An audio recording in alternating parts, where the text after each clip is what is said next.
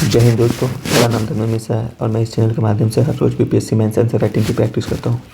साथ ही मैंने एक नए सीरीज़ का शुरुआत किया जिसमें मैं बीपीएससी मेंस के लिए मॉडर्न हिस्ट्री का कंप्लीट करने वाला हूँ स्पेक्ट्रम बुक से। तो उस कड़ी में ये 5वां वीडियो है जिसमें मैं इंडियन नेशनल कांग्रेस के फाउंडेशन और मॉडरेट फेज के बारे में पढ़ने जा रहा हूँ। तो वो foundation of Indian national Congress की फाउंडेशन कैसे हुआ था। इंडियन नेशनल कांग्रेस के प्रिकर्सन जो होता है वो इंडियन नेशनल कॉन्फ्रेंस को माना जाता है। इसी इंडियन नेशनल कॉन्फ्रेंस के 2 सेशन हुए थे। उस 2 सेशन में इंडियन नेशनल कांग्रेस की नींव रखी गई थी। वो सेशन कब कब हुआ था? 1883 और 1885 में।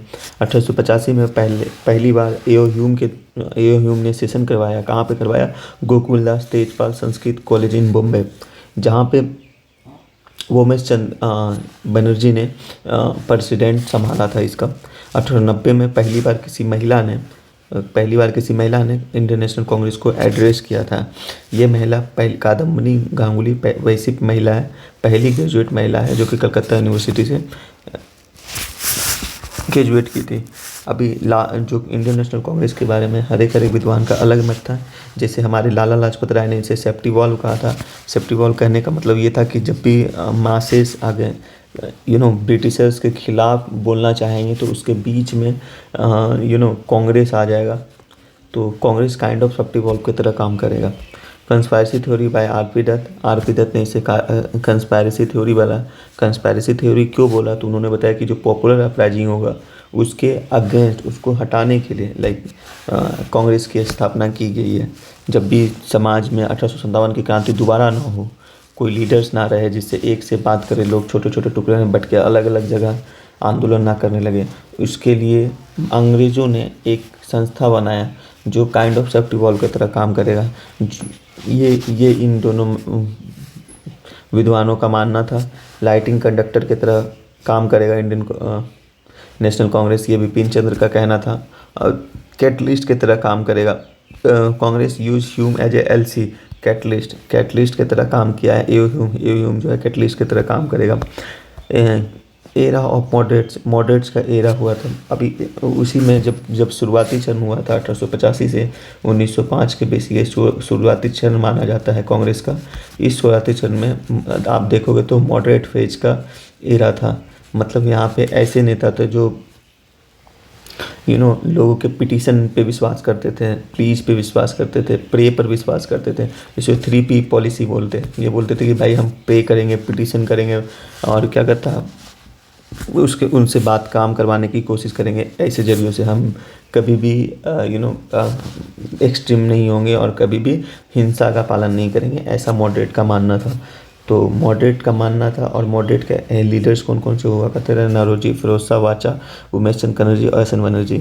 ये अपने अपने तरीक़ों से बात मनवाते थे। जैसे ये वाचा, नौरोजी, ये अपने एक बुक लेके आए थे पॉवर्टी इन इंडिया, जिसके ब्रिटिश रूल, जिसकी वजह से पता चला गया था कैसे भारत में इकोनॉमी ड्रेन हो रहा है और लोगों के दिमागों में मॉडर्न नेशनलिज्म की भावना जागृत हुई।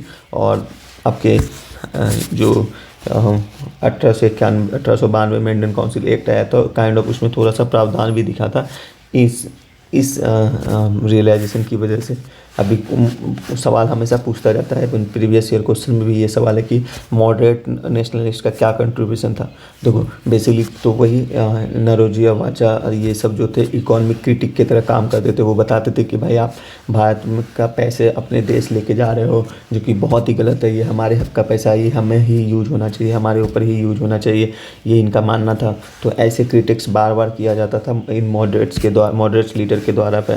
कॉन्स्टिट्यूशनल रिफॉर्म की बातें किया जाता था कि आपने जो कॉन्स्टिट्यूशन बनाया है, आप जो एक्ट लेके आए हो, उसमें बहुत सारी त्रुटियां हैं, कृपया उसको मोर इंडियन फेवर बनाओ, भारत के लोगों के लिए फेवर हो वैसा एक्ट्स बनाओ। तो इन्होंने बहुत सारे डिमांड किए थे, जिस डिमांड को 1892 में के एक्ट में, इंडियन काउंसिल एक्ट 1892 में कंप्लीट किया गया था। कौन कौन से प्रोविजंस थे जिसे कंप्लीट किया गया? जैसे increase the number of additional member in imperial legislative council. Imperial legislative council होता था, उसमें मेंबरों की संख्या बढ़ा दिया गया था। नॉन ऑफिशियल मेंबर जो था India to be nominated by the Bengal chamber जो नॉन ऑफिशियल मेंबर्स होंगे, कुछ कुछ ऑफिशियल्स मेंबर होंगे, जो नॉन ऑफिशियल मेंबर्स होंगे उसका नॉमिनेट कौन करेगा, बंगाल चैम्बर ऑफ कॉमर्स करेंगे।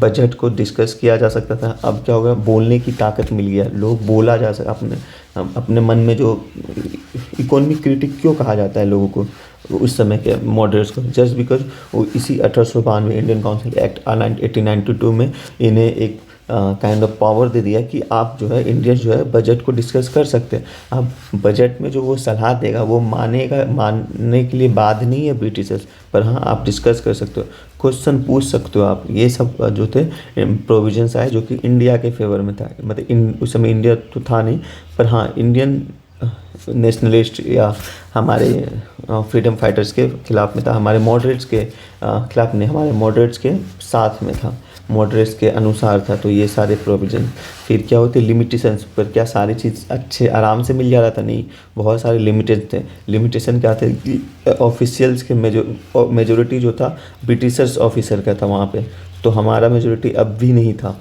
नो, इंडियंस के मॉडरेट्स के मेजोरिटी अब भी नहीं थे। मॉडरेट्स अभी भी बहुत ही उंगलियों में काउंट किए जा सकते थे, तो उनकी आवाज़ काइंड ऑफ दबी ही रहती थी, बहुत कम काउंसिल की मीटिंग होता था, ठीक है।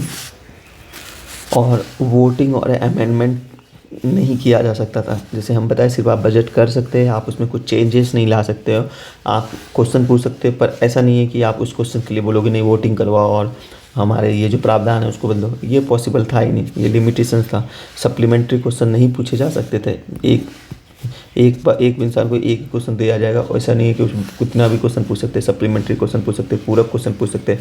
सप्लीमेंट्री इन द सेंस मतलब ब्रिटिश ने कुछ बोला, ब्रिटिश ने कोई प्रावधान लाया, प्रोविज़न लाया, आप उसके बाद क्वेश्चन नहीं पूछ सकते हो, आपके दिमाग में सवाल आया आप पूछ सकते हो, पूछो, लेकिन ऐसा नहीं कि किसी ने कोई एक्ट पास किया और आप उसके खिलाफ बोल रहे हो, ऐसा नहीं हो सकता, ऐसा आप नहीं कह सकते, ठीक है।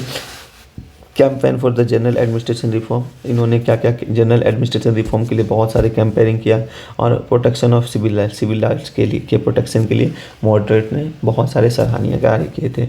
ये सब काम थे जो कि मॉडरेट्स और नेशनलिस्ट के कंट्रीब्यूशन में काउंट होते हैं। और इंडियन नेशनल कांग्रेस का हिस्ट्री आपको पता ही होगा, उसको डिटेल्स में पढ़ने की जरूरत नहीं है कि कौन पहला मुस्लिम अध्यक्ष बने थे, कौन पहला इंग्लैंड के बने थे, जॉर्ज यूलो, मुस्लिम के बदरुद्दीन तैयब जी, कब उन्होंने ये किया, इंडियन नेशनल कांग्रेस की स्थापना में कितने लोग सदस्य आए थे, कितने की बैठक हुई थी। मेंस के लिए ये फैक्ट उतना इंपॉर्टेंट नहीं होता, आप उसको घुमा फिरा के लिख सकते हो, पर हाँ थोड़ा मोड़ा जो प्रीलिम्स वाला नॉलेज है वो रहना चाहिए। बाकी ये सब आपको ये क्वेश्चन तो पूछा हुआ है, तो अब मैं इसका आंसर राइटिंग भी कर दिया करूँगा अपने चैनल में, इसी चैनल में, कि इंडियन काउंसिल एक्ट 1892 के क्या क्या प्रोविजंस थे, क्या क्या लिमिटेशंस थे, ये मैं लिखूँगा, आज या कल मैं लिख के डाल दूँगा अपने चैनल में। बने रहने के लिए धन्यवाद। कल हम एक नए शुरुआत में आएंगे जो कि 1905 के बाद एरा ऑफ मिलिटेंट नेशनलिज्म के बारे में पढ़ेंगे, एरा ऑफ मिलिटेंट नेशनलिज्म के बारे में पढ़ेंगे। फिर रिवोल्यूशनरी एक्टिविटी जो हुआ था इंडिया में उसके बारे में पढ़ेंगे। आज इसी चैनल में अगला पार्ट में बने रहिए। धन्यवाद। जय हिंद।